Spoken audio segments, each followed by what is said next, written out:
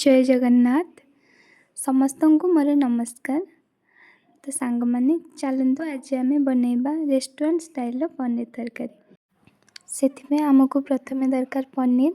मुझे नहीं 250 ग्राम पनीर, गोटे कटा पियाज, गोटे टमाटो, रसुण, अदा, लंका एवं किछि काजू।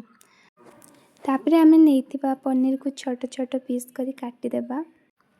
पनीर को छोट छोट पीस करी काटी सारला परे आमे ताको फ्राई करदेबा एवं फ्राई कर सारला परे गोटे जगह रखिदेबा।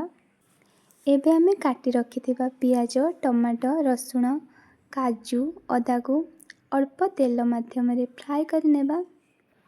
भल भाबरे फ्राई कर सारला परे आमे ताको ग्राइंडिंग कर नेबा। आपण माने देखि पारथिबे मसला टी केते सुंदर भाबरे प्रस्तुत हो जायछि।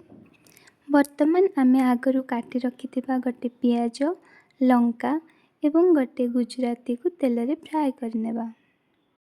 पियाज टिके रेड कलर हे आसला परे आगरू ग्राइंडिंग कर रखिथिबा मसला को पकाई बहुत ही भल भाबरे कसी नेबा।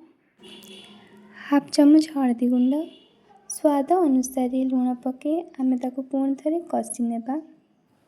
तापरे मु एठी नेछि हाफ चम्मच जीरा गुंड को गले सारला परे गोटे चामच पनीर मसला पकाई मसला को भल भाबरे कसी नेबा।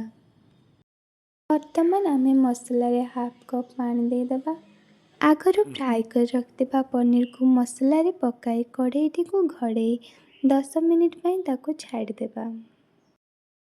मु एठारे आगरू किछि धनिया पत्र काटी रखिथिली ताको आमे पनीर तरकारी पकाई देबा एवं गोटे चामच गरम मसला पकाई ताको बहुत ही भल भाबरे गळे नेबा।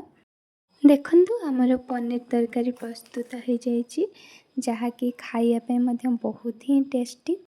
आपण माने समस्ते थरे एही परि भाबरे पनीर तरकारी बनाई टेस्ट करंतु। जय जगन्नाथ।